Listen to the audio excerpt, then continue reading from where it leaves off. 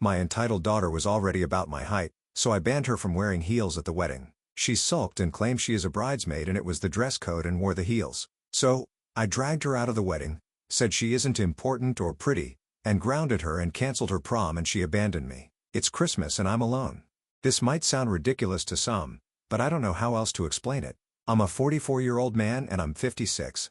That fact alone shaped too much of my life in ways I still struggle to admit. I grew up in a house where being short made me the target. I had 3 older brothers who made sure I never forgot it. They gave me nicknames I hated and shoved it in my face at every opportunity. And my dad, who should have stepped in instead, found it funny. That constant humiliation wasn't some harmless teasing. It stuck with me. I internalized it. For most of my teenage years, I walked around convinced no girl would ever want to date me, that I'd always be seen as less of a man, that if someone even noticed I was shorter, I'd shrink into myself. I didn't date in high school, barely managed to get in college. It wasn't until I met my wife at 25 that something finally clicked. She's 5 feet 4 inches and I felt okay next to her, safe even. She's the only person who ever really tried to understand how messed up my upbringing was. I've done therapy. I've gone low contact and then no contact with almost all of my family over it. I got better, but I never completely shook it off. My daughter is 16. She's a good kid, quiet, smart, and sensitive. Always kind to others. Never rebellious or reckless. I've always been proud of her. And we've had a solid relationship. She has a close-knit group of friends, but she's never been the type to sneak out or party or do any of the things that usually worry parents. I've appreciated that about her more than she knows. She's never been that into fashion or makeup. And when she was younger, she didn't really care what shoes she wore, which suited me just fine. When she hit her growth spurt and passed her mom's height, I started to notice she was nearing my height too. That triggered something in me. I'm not proud of it. It made me nervous, not of her, but of how I'd feel being next to her if she ever grew taller than me. I know that sounds messed up, but it felt like this wall I'd put up to protect myself started to crack. But since she stopped growing, she's landed at almost exactly my height. I've told myself I could live with that. Barely, but it's manageable. Here's where the current issue comes in. My wife's niece is getting married soon and asked our daughter to be a bridesmaid. She was thrilled and I didn't stand in the way. I even thought it was sweet, even though I did wonder if 16 was a little young for that role. But whatever, it's a family event, right? Then came the dresses, the fittings, the shoes. The bridesmaids are expected to wear heels. Not sky-high ones, but even a couple of inches would put her clearly above me. And for some reason, I just can't handle that thought. The image of standing beside her at the wedding, surrounded by relatives, and seeing people glance between us and realize she's taller than me, it makes my chest tight. I start sweating just thinking about it. I know how irrational that sounds. I've said it to myself 1,000 times. But I also know the level of mental damage this specific issue has done to me over decades. It's not some passing insecurity. I've had actual panic attacks just from being in situations where I felt small in front of other people. What's making this harder is I feel like I'm being completely dismissed over it. I tried to talk to both my wife and daughter about it calmly. I explained why it bothers me, but they just looked at each other and I could see the irritation behind their eyes. My daughter got quiet and said, "So, I'm supposed to be embarrassed of how tall I am?" That cut deep because I don't want her to feel that. But at the same time, I feel like I'm being forced to swallow something that's always been traumatic for me just so she can wear heels for a few hours. Here's where I think I might not be entirely unreasonable. When our daughter was about 12, she started growing her hair out. She wanted to have long hair. But my wife has always had strong feelings about girls and long hair being too much work or looking messy. She'd casually say things like, "I don't want her walking around like Cousin It," and every time our daughter brought it up, my wife found some reason to schedule a trim that ended up being a full haircut. The hair never got long. I stayed mostly out of it at the time, but my daughter was clearly frustrated by it. She even cried after one of the cuts when she thought she'd been promised just a tiny trim. My wife told her she was overreacting and said she was doing her a favor. I didn't step in as much as I should have then. I regret that. But now when I bring up something appearance-related that's personal to me, I'm being told I should just stay home.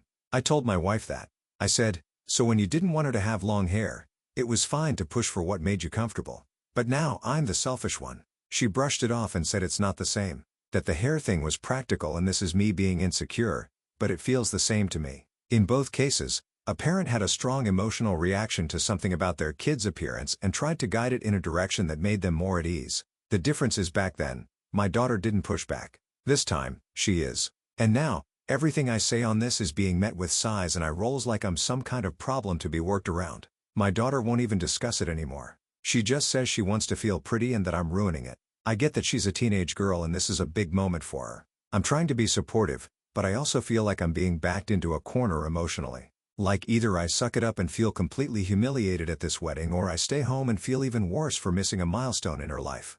I've tried to suggest alternatives, maybe flats or wedges that don't add too much height, but she's locked in now. She said all the other bridesmaids are wearing heels and she doesn't want to look off, and my wife supports her even though I know she's just tired of dealing with me on this. I didn't say anything when she told me she was locked in.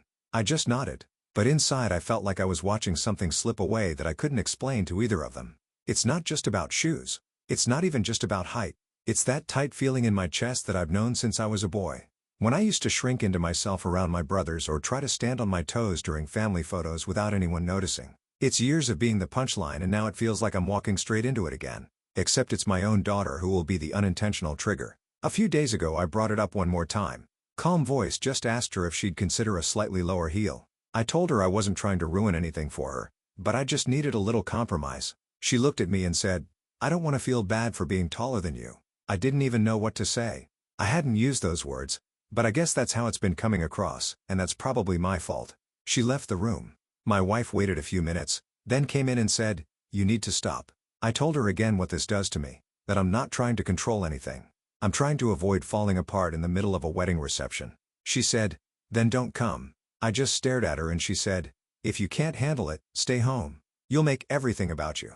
I know this sounds dramatic, but it felt like being cut out. I told her that if I skipped this wedding, it would be something I'd remember for the rest of my life. That it would feel like I was being benched because of something I can't help. That I was being punished for being short again. Just like always. She said that wasn't the case. That I was punishing myself by refusing to let go of something no one else cared about. But I care. I can't flip a switch and make the anxiety disappear. I can't magically rewire a lifetime of internalized shame and panic. And I'm tired of pretending I can. We haven't talked about it since. She's moved on. My daughter is still going to the fittings and talking to her cousins. I'm just in limbo. I'm going to this wedding. I've already decided that. I won't skip it, but I've stopped trying to say anything else about the shoes. Even though the thought of standing next to her in pictures makes my stomach turn. What's been eating at me is the double standard. When my wife didn't want our daughter to have long hair, she got her way for years. It wasn't treated like vanity. It was treated like a parenting decision. But when I have an issue, one tied directly to a long painful history, it gets chalked up as insecurity. I get told to sit it out. And I know there will be comments here saying just deal with it or she should wear what she wants. And maybe that's true. But I wonder how many of those same people would say the same thing if a mother was crying over a daughter chopping off her hair after years of wanting it to stay long. Would people still say, "Get over it"? Or would they recognize that some emotional ties to our kids' appearances are more layered? Maybe I'm overthinking. Maybe I'm not. All I know is that for the first time in years, my relationship with my daughter feels shaky. Not because we thought there was no screaming or door slamming, but because there's distance. She's avoiding me. She walks around the house carefully, like she doesn't want to trigger another talk. And I hate that. I don't want her to feel like she has to tiptoe around me. But I also hate that I've been left alone to wrestle with this. No one in this house is even trying to meet me halfway. No one's asking how I'm doing with it. They just want me to go quiet. So, here I am posting online because I can't talk to anyone else about it without sounding like I've lost it. Ada for not wanting my daughter to wear heels at a wedding because it makes her taller than me and triggers deep trauma. I've tried to move past for years. Comments. Comment 1. Uda. I'm taller than my dad by a few inches. And yeah, it looks a little odd sometimes in photos, but you know what? He never once made me feel weird about it. I wore 4 inches heels to my prom and he was the one taking pictures and hyping me up. On my wedding day, I wore 5-inch stilettos, and he still spun me around during the father-daughter dance like we were in a Disney movie. He never treated my height as something I should shrink for or something that said anything bad about him. That's what being a supportive parent looks like. I get that you have trauma, but trauma doesn't give you a free pass to make your daughter smaller, literally or emotionally, so you can feel okay. She's not your therapist. She's not a stand-in for your bullies. She's a teenager trying to enjoy being part of a big family event. Don't make her carry your baggage. Get help for real. And maybe go watch some short dads with tall daughters on YouTube or something. It might open your eyes. Comment 2. I grew up in a house where everything revolved around my dad's moods. Not saying you're the same, but there's a shadow of that here. You're not demanding. You're not screaming, but there's a pattern.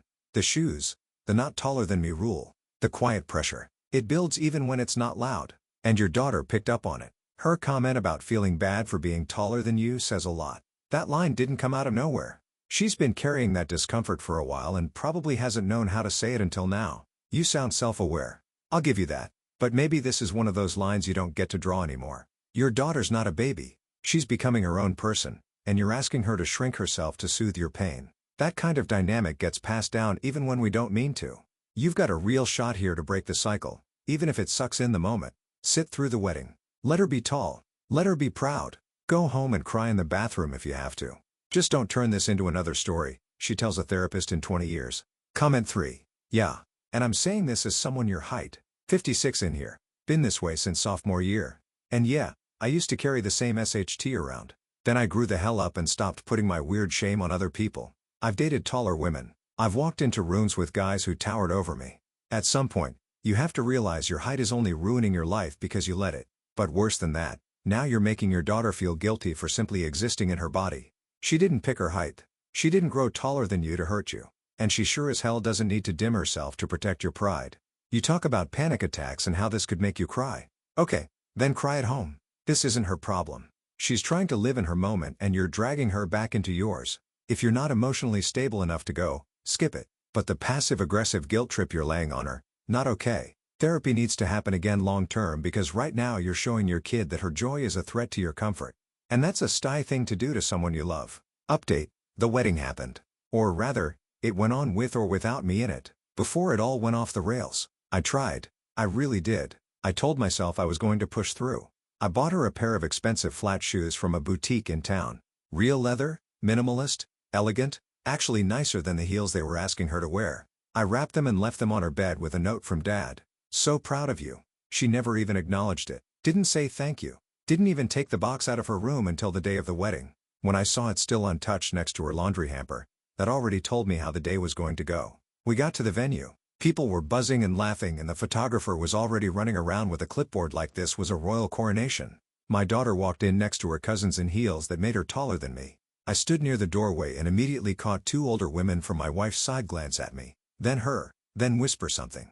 I have no clue what they actually said, but I knew what it felt like. And that feeling came right back into my gut, hot and sick and sharp like it used to when I was a teenager. And my brothers made sure I knew I was the shortest guy in every room. I avoided the cameras. I didn't stand next to her. When they did group family shots, I said I needed a smoke break. Even though I don't smoke, I just couldn't handle it. I sat behind the lodge for 30 minutes, thinking if I just stayed long enough, people would stop noticing I wasn't in the pictures. Then I made another mistake. I ended up sitting with a younger niece. She's 11, who still thinks I'm funny. I watched her play with the gift bags and sit in a corner with her iPad. I even joked that she was better company. It was easier than watching my daughter parade around with her new height like it didn't mean anything. I barely saw my wife until the ceremony started. By then, I'd already asked my daughter quietly, firmly if she'd consider taking the heels off now that everyone had seen the dress.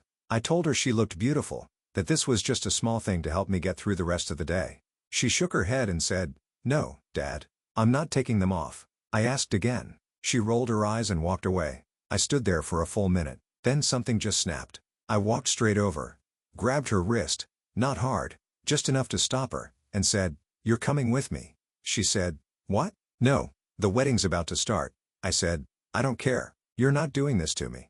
Not like this. Let's go." She protested. I told her she wasn't the main person here. Those bridesmaids weren't special. They're just decoration. That the wedding had plenty of people who looked better than her. I know how cruel that sounds now.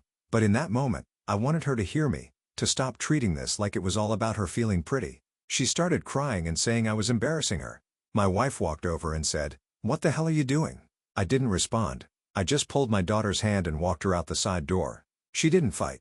She just went quiet. We drove home in silence. I didn't yell. She didn't talk. When we got home, she ran upstairs. I sat in the kitchen shaking. I didn't even know what I was supposed to do next. About an hour later, my wife came back alone. She didn't speak to me. She went upstairs, packed a few bags, and told my daughter to grab her essentials. When I asked what was happening, she said, "We're staying at my sister's." "You've lost your mind." I said she was overreacting. She didn't respond. She just walked out. Since then, nothing's been the same. It's been 4 days. I've called my wife 6 times. No answer. I texted my daughter to apologize and she left me on read. My sister-in-law called and said my daughter was still crying every night, but she's afraid to come home. I asked to speak to her and was told no. I've had a few relatives message me saying they heard what happened. That dragging a teenager out of a wedding like that was abuse. Abuse. Really, no one wants to hear my side. No one cares that I was falling apart inside.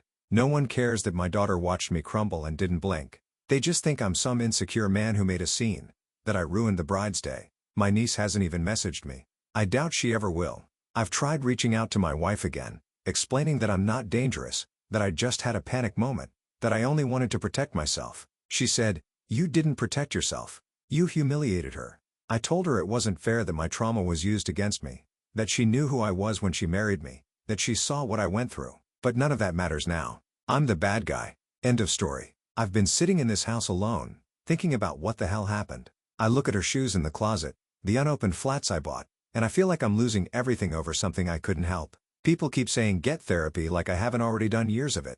Like therapy is some magic button that makes decades of bullying disappear overnight. I want my family back. I want my daughter to forgive me, but she won't even talk to me. My wife said they're not coming back anytime soon. My own home feels like a place I don't belong in anymore. And somehow, despite all of this, I still don't think I was asking for much. I didn't want her to cut her legs off. Just take off the heels. Just be my daughter for one damn day, not some perfect bridesmaid in someone else's show. But now I'm the one on the outside again. I don't even know what to ask anymore. If I post this, people will just say what they always say. Therapy. Let it go. Be better. But none of that changes the fact that I feel like I lost everything over 2 and of effing rubber and leather. So yeah, if you still think I'm the asshole, I won't argue, but it doesn't change what it cost me. Comments. Comment 1. You dragged your daughter out of a wedding she was part of because she wouldn't make herself physically smaller for your comfort. You tore her out of a moment that wasn't even about you and made it yours. What do you think that taught her? That her role in the wedding wasn't real? That her appearance has to be pre-approved by you? That her pride in herself is negotiable depending on your mood? You didn't just kill a dress and some shoes. You killed a relationship. And maybe you're right. No one gives a SHT about the heels. But the way you handled it told her you don't see her as her own person. You want her to be a curated version of someone who doesn't accidentally poke your wounds. I know you think you were just asking for peace, but from the outside, it reads like you need your family to orbit your insecurities, and the second they don't, they become the enemy. You're emotionally unsafe to be around right now. Get help for real this time, and not to win them back, but to actually understand what it cost her to stand next to you. Comment 2. My dad's 5 feet 4 inches. I'm 5 feet 8 inches. I wore heels to my graduation, prom, and wedding. He's in every single photo, smiling like he won the damn lottery. When I asked once if it bothered him, he laughed and said, "The only thing that matters is that you're proud." And I believed him. Reading this, it's heartbreaking, man. You took her moment and made it about a wound you never told her the full story of. Then you punished her for not reacting to something she couldn't even see. And I'm sorry, but dragging her out. That's not parenting. That's lashing out. Also, saying she wasn't that important to the wedding. Are you kidding? You're going to tell your own daughter she's basically ornamental just because she wouldn't shrink herself for your self-image. That's emotional sabotage. Straight up. She's going to remember that sentence for the rest of her life. Weddings come and go, but shame from a parent that sticks. You need to sit with the wreckage you caused, not wallow in it like it's being unfairly done to you. They're gone because you crossed a line. If you want to earn even 1 inch of trust back, you start by shutting up about your height and listening to the pain you just created. Comment 3. You know what's wild? You saw your daughter growing up, saw her becoming her own person, and still treated her like a reflection of your worst years. She's not the guy who mocked you. She's not your dad, but you treated her as if she betrayed you by not shape-shifting into someone smaller. And you waited until that day, her big moment, to let it all unravel. You didn't have to cheer for the heels. You didn't even have to like them, but dragging her out like that in front of everyone. You humiliated her because you couldn't stand to be uncomfortable. And now you're surprised your wife took her and left. Honestly, this isn't about height anymore. It's about your inability to make space for anyone's feelings but your own. You want your family back? Then stop talking and start listening, because the longer you sit in this, "I was just trying to protect myself" loop, the more permanent this damage becomes. Update. I got called out not just by Reddit, but by my family, my wife, and people I thought would at least hear me out. After the wedding incident, when I took my daughter out of the venue because she refused to remove her heels, it became news. Everyone in my wife's family talked about it. My daughter's friends found out. She cried for days. My wife stopped speaking to me. I thought maybe with time they'd calm down. They didn't. I tried apologizing. I wasn't fake about it. I really said sorry, not just for what I did that day, but for the build-up, the way I handled it, and the pressure I put on both of them. I told them how hard it was to be in that space. How those moments triggered something I'd worked hard to bury. They came home after 2 weeks. We had a long conversation. I thought it was fixed, but it wasn't. They came back, yes, but they didn't come back to me. They lived around me. Interactions were short. Smiles were strained. My daughter avoided me unless necessary. My wife wouldn't talk about anything personal unless it was related to the house or logistics. And whenever I brought up my trauma or how I felt like I was still being punished, she'd go quiet or say, "We can't keep living in your memories." I tried to make things normal. I printed out wedding photos to hang around the living room. Picked the ones where I was seated or shot from slightly above.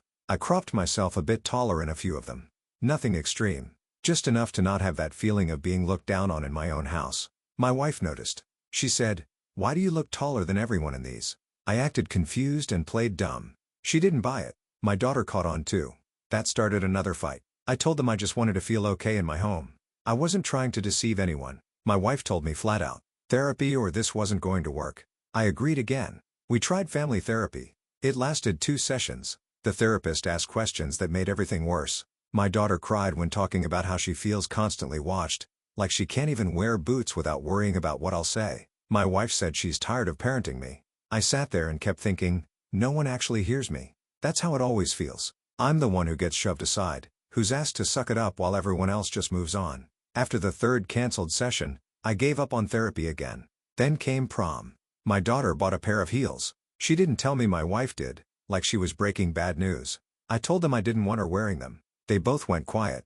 I said, if you're going to live in this house, you're going to respect how I feel. My daughter walked out of the room. That night, I looked at her closet. She'd hidden them behind her laundry basket. I banned heels in the house after that. I told them clearly no heels. I started checking before we went out. Subtle at first, then not so subtle. She stopped speaking to me completely. My wife said I was pushing her out. I said I was keeping the peace. She said she couldn't do this anymore. A week later, she filed for divorce. I fought it. I begged. I wrote long emails and long texts. I apologized again. I told her I'd try therapy again. She said it wasn't about the heels anymore. She said, "You've made this house feel like walking around glass and you don't even notice it." She moved out before the divorce was finalized. Took our daughter. I tried to talk to her side of the family, plead my case. Explain what led to everything. Her brother said, "We talked to your family. They said none of that bullying you keep mentioning ever happened." That hit me harder than I expected. I don't know what they mean by never happened. I wasn't hit or screamed at, but my brothers made comments every day. My father laughed when they mocked me. My mother said nothing. That was enough. I lived with it every second of every day growing up. The silence and jokes carved something into me that never healed. And now people want to tell me it wasn't real. I lost the divorce. No custody, limited visitation rights. My daughter wants nothing to do with me right now. I've sent her letters. I even showed up at her school once to drop off something she left behind. She accepted the envelope and said nothing. I haven't seen her in person in 2 months. After that, I tried to redirect. I signed up for a mentorship program. They paired me with a teenage boy going through a rough time. I thought maybe I could be the father figure to someone who needed it. Maybe this would be healing. It lasted 6 weeks. The kids started pulling away. Didn't return my texts. One of the program coordinators said he didn't feel comfortable. When I asked what I'd done, no one gave a straight answer. I left the program quietly. So now I'm here. It's Christmas. The house is dead quiet. No tree this year. No baking. No stupid Christmas music on repeat. Just me. One string of lights hanging from the window because I couldn't bring myself to do nothing. My daughter posted a picture from her mom's new place. They decorated the entire living room. Stockings, a fireplace, warm lights. She and her mom are smiling next to a fake reindeer. I stared at them for 15 minutes. I don't think they're coming back. I know most of you won't have sympathy for me. I know how I sound. I read the old comments. I see the pattern. And yeah, maybe I got so wrapped up in this one part of myself that I didn't notice everything else unraveling. Maybe. But I still believe I didn't ask for much. I didn't ask them to change everything. I just asked them to understand where I came from. Instead, I became a man standing alone in his house, rewriting wedding photos and measuring his daughter's shoes like it was war prep. You win. I lost everything. Comments. Comment 1.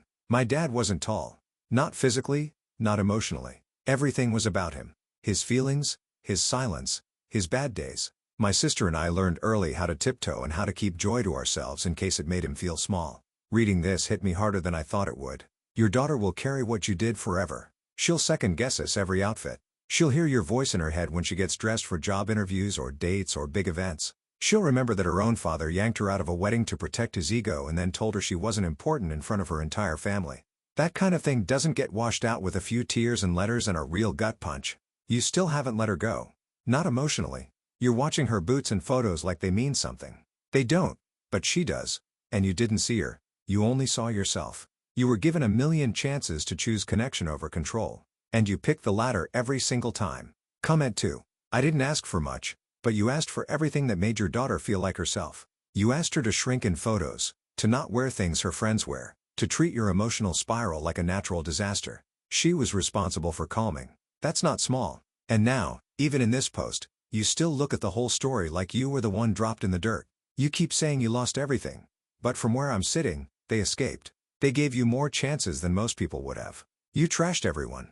I feel sorry for the kid you tried to mentor. Not because you're evil, but because he probably walked in thinking he found a role model and walked out realizing he'd just been cast in a one-man tragedy starring someone else. Get serious help. Not performative, not one session and out. Real work. Or sit with what you've built. An empty house, a broken family, and a story no one wants to hear anymore. Comment 3. You've turned pain into personality. That's the core issue here. Everyone has some story from childhood that warped them a bit. Most of us get scared, mess up, maybe lash out, but we work on it. You clung to it like it made you special. Every time someone asked for space or understanding, you made it about how hard it is to be you. And then you act surprised when they stopped giving you anything. The photo cropping, the shoe checking, that wasn't healing, that was control in disguise. You built a whole identity around being overlooked and then lost your mind the second someone didn't center you. And yeah, it's tragic in its own way, but that doesn't make it acceptable. Your wife didn't file for divorce because of shoes. She filed because she was living with a man who demanded compliance to feel okay. Your daughter didn't cut you off because of heels. She cut you off because her dignity cost her your love. Second story. My cheating boyfriend won't get a job and ruins my finances. He now bought a dog and dumped it on me to care for. I kicked him out and left his dog at a shelter. I am 23F and recently ended a nearly 3-year relationship with my boyfriend 24M. When I finally ended the relationship, I told him I wanted him to be out of my home by the time I returned later that day, and he packed his belongings and left on his own accord. I have since been criticized for being too harsh, especially regarding his dog and unresolved financial issues. So, I am looking for an outside perspective on whether my boundaries were unreasonable. When we first started dating, we had already known each other for some time and had an established level of trust. At the beginning of our relationship, he had just lost a job he had held for about 4 years. Over time, he moved in with me, and we agreed that once he found and retained a job, we would split expenses evenly. That never happened. From that point forward, I took over all weekly expenses, including rent, utilities, groceries, transportation, and general household costs. I continued covering everything partly because I needed to keep my household stable, and partly because I wanted to make it as easy as possible for him to focus on finding work. Over the entire relationship, he held 3 jobs in total, lasting a combined 6 or 7 months. The rest of the time, I was the sole provider. Over the course of nearly 3 years, I feel I consistently went well beyond my fair share to maintain stability in the relationship. Despite repeated efforts to be patient and supportive and reduce pressure so he could contribute, the responsibility never became balanced. About a year ago, I ended the relationship after discovering he had been messaging other women online trying to meet up. We were broken up from November 2024 to February 2025. During that time, I felt more independent and less stressed. We eventually reconciled after he promised to apply for jobs consistently and contribute financially. As we approached nearly a year since reconciling, none of those promises had been kept. Over the past month, as it became clear that nearly a year had passed without follow-through, I clearly communicated that I needed to see effort. Even something as basic as applying for jobs online because I was struggling financially and emotionally. Nothing changed and I became burnt out. During our relationship, he brought his dog to live with me, but was always clear that the dog was his, not mine. I accepted the dog into my home with the understanding that he was present and responsible for the dog's care. When I ended the relationship and he moved out, the dog remained with me temporarily. I agreed to care for the dog until the food ran out or until the new year to avoid putting the dog in a bad situation. Communication around the dog has been inconsistent. He does not currently have stable housing and has asked for extensions without providing concrete dates. The dog escaped once by opening a sliding glass door, which required me to kennel him for safety. I work very long hours, typically 56 to 70 hours a week, and during those hours, the dog must remain kenneled. He is not used to a kennel and cries for long periods, disturbing my sleep and my neighbors. I do not believe this is a fair or sustainable quality of life for him, and it made it clear that keeping the dog here long-term is not in his best interest. I told him clearly that I cannot have the dog in my home past December 31st and asked for a plan by December 29th if he or a family member cannot pick the dog up. I said I would move forward with rehoming the dog or surrendering him to a shelter so he can be somewhere stable. There are also unresolved financial and property issues. During our relationship, he lost a phone his parents had paid for at a friend's birthday party I attended. I purchased a replacement phone on my own plan because I felt responsible and wanted to help. The phone and service are in my name and cannot be recovered even if the phone is returned. When he moved out, he took a television that belonged to him and a puffcode device that belonged to me, which he claims was a gift. I offered clear options to resolve this fairly. Either return the puffco and television if I continue paying for the phone and service, or pay the remaining phone balance of $524.97 and take over the account so it is no longer in my name. I asked for a response so we could close this out, but I have not received one. There is also an unpaid ticket he received while driving a car in my name which remains on my record. That car was later repossessed because it was the only bill I could delay without immediate consequences in order to keep my housing and utilities current. At this point, I feel that I set clear boundaries based on my capacity, finances, and responsibility to my household. I am trying to resolve these issues in a way that avoids further instability or harm, even though that means making difficult decisions. Ada comments comment 1. He sounds like a cheating loser mooch. So, NTA for breaking up with him, but I would check your local laws regarding the dog and financial questions so you can avoid breaking any laws. I will say, depending on where you live, you may have broken laws by kicking him out the day you asked him to leave. In a lot of places, you have to go through a legal eviction process in order to remove someone from their home because it was his home too, even though it was your place. He's already left my home on his own accord. The dog is also registered to me in my county because my ex was too broke to pay for registration even though it's required. Comment 2. You got yourself a hobos. Go to small claims court for any property or money of yours he is holding. If December 29th comes without him picking up the dog on January 1st, proceed with rehoming or surrendering the dog. Cut the leech out of your life completely. You will realize so much peace by doing that.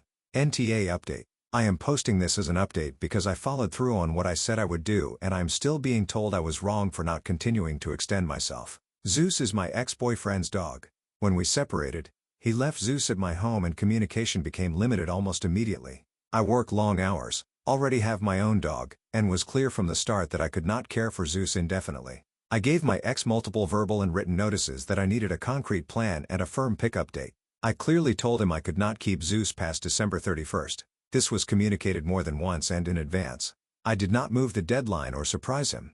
Instead of a plan, I received repeated requests for more time with no timeline. He told me he was saving for a kennel and supplies, but also told me that if he picked Zeus up, the dog would have to live outdoors in a makeshift setup because he is not allowed to have dogs indoors where he is staying. Zeus has been an indoor dog his entire life.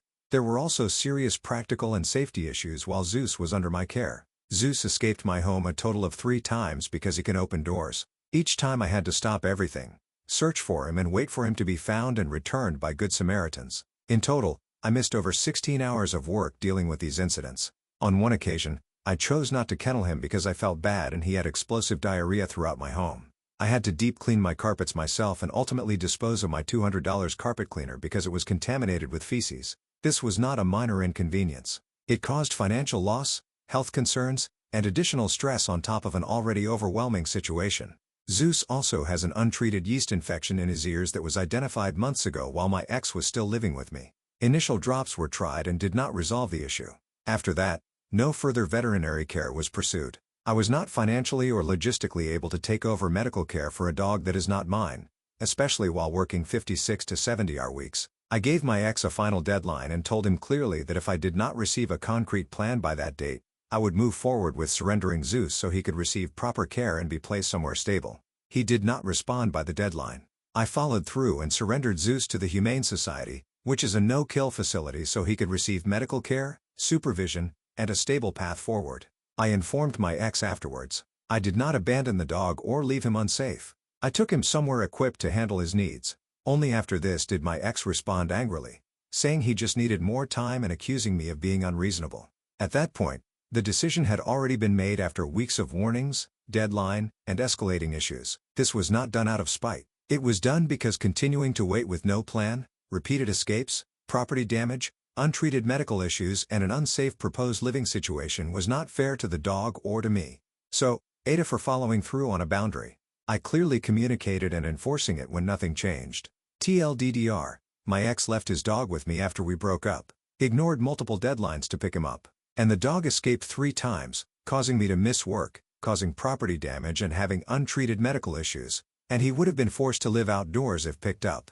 After weeks of notice and no plan, I surrendered the dog to the Humane Society for care and placement. Beta for following through. Comments. Comment 1. NTA. And anyone telling you that you are is an idiot. You did the best thing for the dog and for your sanity. Comment 2. NTA. It will be better for the dog in the long run to be with a family that can take care of him. Comment 3. This guy hasn't had a stable job in years. No way was he going to get a place where he could keep a dog, even within a couple of months. His plan right now is probably to find a new girl to mooch off of, and that's going to take him a few months at least before she'll let him move in. Even if he took the dog now, he probably wouldn't get it medical treatment. Comment 4. NTA, your ex abandoned his dog. You gave him enough time to figure something out. Thank you for watching the video. If you are interested in listening to these kinds of stories, we've got more in store for you. Simply subscribe to our channel, hit the like button, and share it with your